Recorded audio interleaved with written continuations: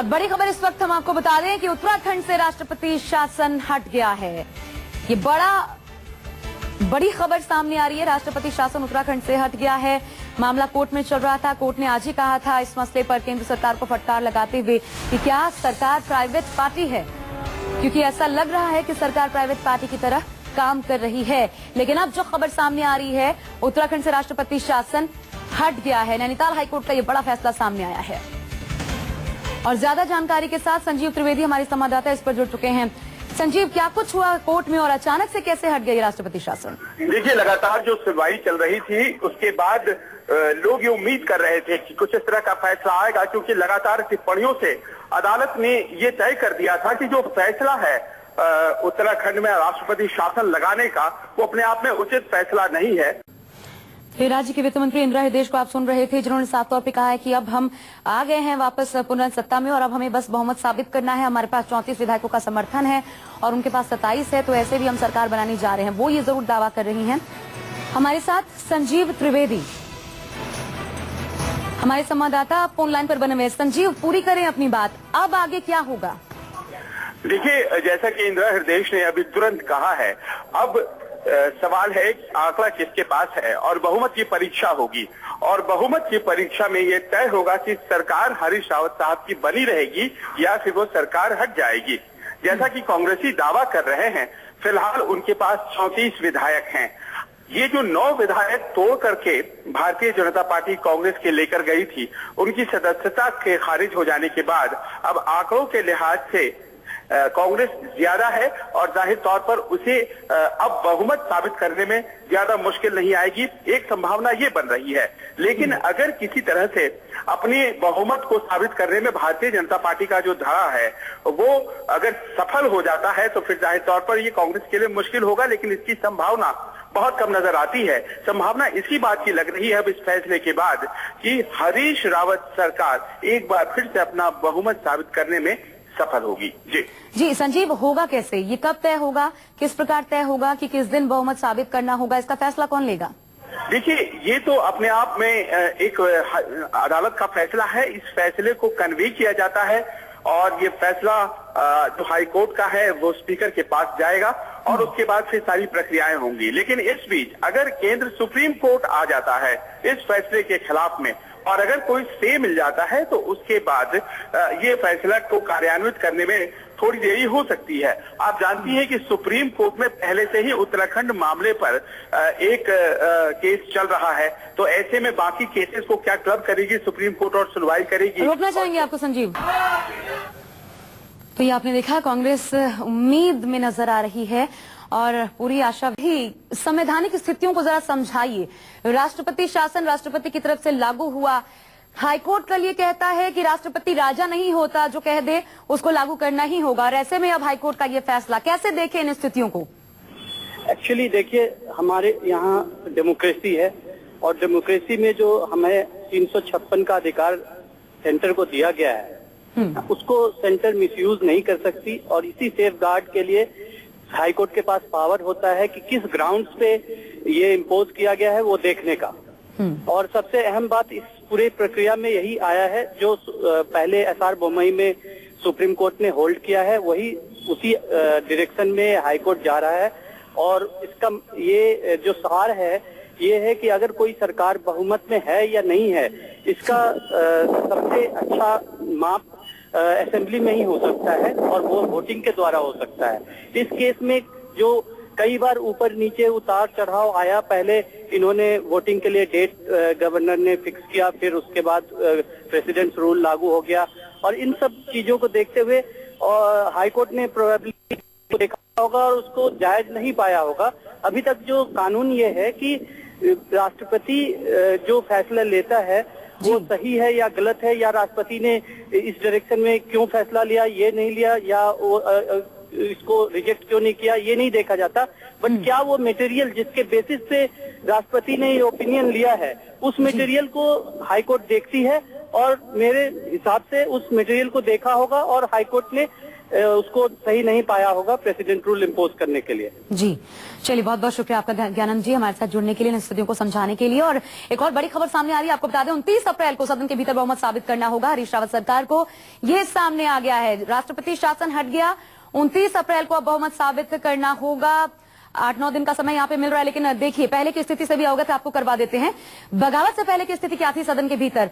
बहुमत के लिए 36 का आंकड़ा चाहिए, कुल जो संख्या है विधानसभा के भीतर 71 का है और बहुमत के लिए 36 चाहिए। कांग्रेस के 36 विधायक थे, पीडीएफ से 6 थे,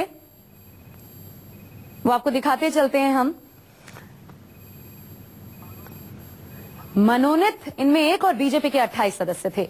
ये विधानसभा की स्थिति हम आपको बता रहे हैं और इन्हीं में से जो 9 थे विधायक वो बागी हो गए थे और ऐसे में उनकी सदस्यता जा चुकी है एक तरफ। दूसरी तरफ अब कांग्रेस ये दावा कर रही है कि उनके पास बहुमत है। अब समय भी आ गया है, 29 तारीख को बहुमत साबित करना होगा। विधानसभा अध्यक्ष गोविंद सिंह कुंजवाल जी इस वक्त हमारे साथ जुड़ चुके हैं। कुंजवाल जी, एक तरीके से ये फैसला क्या बताता है? कांग्रेस जो राष्ट्रपति शासन लगाने का फैसला लिया गया तो पूरी तरीके से गलत था, ये जाहिर हो जाता है। निश्चित रूप से पूर्ण तरह से गलत था, एक तानाशाह निर्णय किया गया था और मैं समझता हूँ लोकतंत्र की जीत हुई है और ये सारे राजनीतिक दलों के लिए, सरकारों के लिए, भविष्य के लिए बहुत बड़ी चुनौती भी है।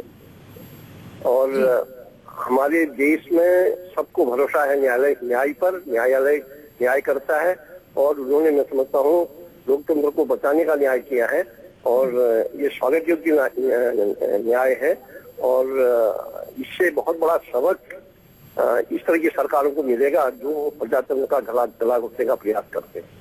एक चीज समझना चाहेंगे आपसे, क्योंकि अभी अभी कोर्ट का फैसला आया है, फैसला स्पीकर के पास जाता है आपके पास, उसके बाद आप निर्णय लेते हैं। ये इतनी जल्दी में कैसे तय हुआ कि 29 को बहुमत साबित करना होगा सरकार को? नहीं, ये जो कोर्ट का आदेश होगा उसके अनुसार करेंगे। हमसे तो कल ही को अगर बहुमत सिद्ध करने की बात करते हैं, हम कल ही कर देते हैं। तो ये 29 तारीख को बहुमत साबित होगा, ये खबर पोस्ट है?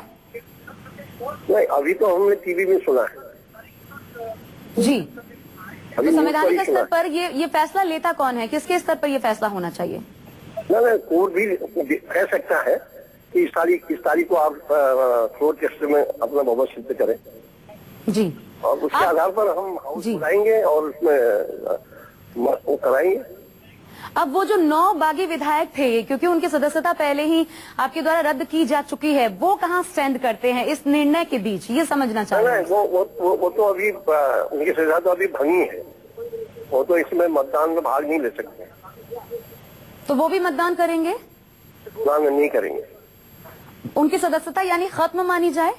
हाँ, खत्म मानी जाएगी। तो फिर सदन के भीतर कैसी स्थिति बनेगी, जरा क्या ये आप हमें समझा सकते हैं इस वक्त?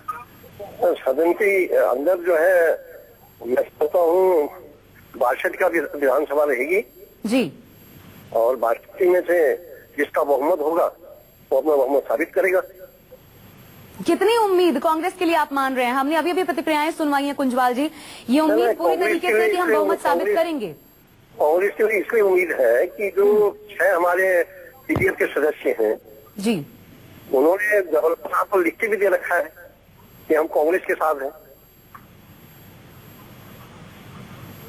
जी, अब एक संदेश क्या ये जाता है गोविंद सिंह कुंजवाल जी, अगर कोर्ट सीधे तौर पर राष्ट्रपति शासन हटा रही है, इससे पहले कहा जा रहा था कि अब मणिपुर में यही होगा, हिमाचल प्रदेश में यही होगा, तो ये केंद्र के लिए सीधे तौर पर स्पष्ट संदेश है कि आप मनमानी नहीं कर सकते, चुनी हुई सरकारों को इस तरीके से अस्थिर नहीं कर सकते।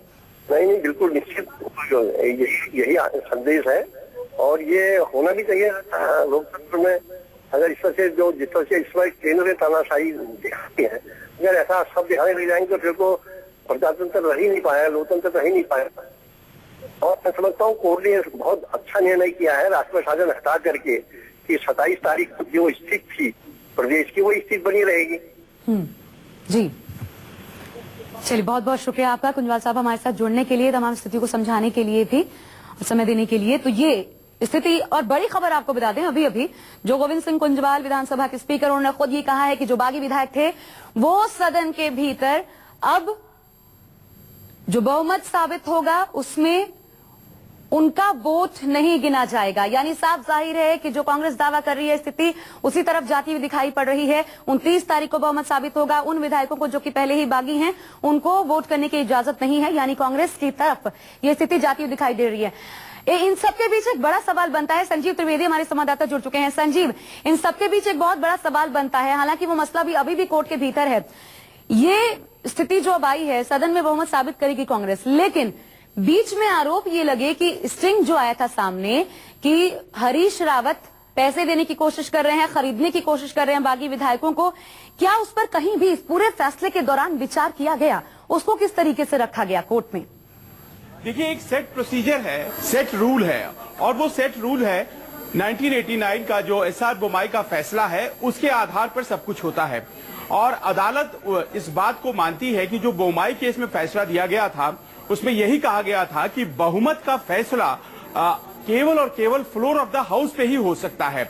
अगर वो तय नहीं किया जाता है फ्लोर ऑफ द हाउस पर, तो ये नहीं माना जा सकता है कि सरकार यहाँ अल्पमत में है, और ऐसी स्थिति में राष्ट्रपति शासन नहीं लगाया जा सकता है। तो किसी स्टिंग के या वीडियो एविडेंस के आधार पर अगर कोई राष्ट्रपति शासन लगाने की बात सामने आती है तो जाहिर है वो कोर्ट ऑफ लॉ में खड़ा नहीं रह पाएगा, क्योंकि अल्पमत में अगर सरकार है तो वो सिद्ध केवल फ्लोर ऑफ द हाउस पे होता है। और इसी प्रिंसिपल को आधार मानते हुए अदालत ने ये फैसला दिया है, संभवतः क्योंकि लगातार जो जिरह की जा रही थी कांग्रेस की तरफ से। जी, बहुत बहुत शुक्रिया आपका संजीव, हमारे साथ जुड़ने के लिए, तमाम जानकारी में देने के लिए। तो ये बड़ा फैसला कोर्ट की तरफ से सामने आया है, लेकिन एक बड़ा मैसेज भी इस फैसले के पीछे छिपा हुआ है। और चलिए, मंत्री प्रसाद नैथानी जी, पूर्व मंत्री, हमारे साथ इस वक्त फोन लाइन पर जुड़े हुए हैं। नैथानी साहब, कैसे देखते हैं इस पूरे घटनाक्रम को और आज जो कोर्ट का फैसला आया है उसको? देखिए, ऐसा है कि सबसे पहले तो मैं माननीय उच्च न्यायालय को धन्यवाद दूंगा कि जो फैसला दिया है ये सिद्ध किया है कोर्ट ने कि हिंदुस्तान में लोकतांत्रिक व्यवस्था को कायम रखने के लिए न्यायपालिका सर्वोच्च होगी। और उस दृष्टि से जो फैसला आया है ये बहुत ही ऐतिहासिक फैसला है, ये नजीर होगा लोकतंत्र के इतिहास में। इसके लिए हम माननीय उच्च न्यायालय को बहुत धन्यवाद देना ये दल बदल कानून के लिए भी एक नया संदेश है। दल बदल कानून के लिए एक बहुत बड़ा नया संदेश है और बड़ा तमाचा भी है कि जो खरीद फरोख्त के आधार पर सरकार को गिराना चाहें वो भविष्य में ऐसी हिम्मत नहीं कर पाएंगे। जी बिल्कुल, बहुत बहुत शुक्रिया आपका नैथानी साहब, हमारे साथ जुड़ने के लिए, बात करने के लिए। तो ये बड़ा फैसला और साफ तौर पर संदेश इस फैसले के पीछे छिपा हुआ है। केंद्र को झटका है, लेकिन हरीश रावत के लिए खुशी का सबब। यहाँ रुक ब्रेक के लिए न्यूज़ 24 पर खबरों का सिलसिला लगातार जारी है।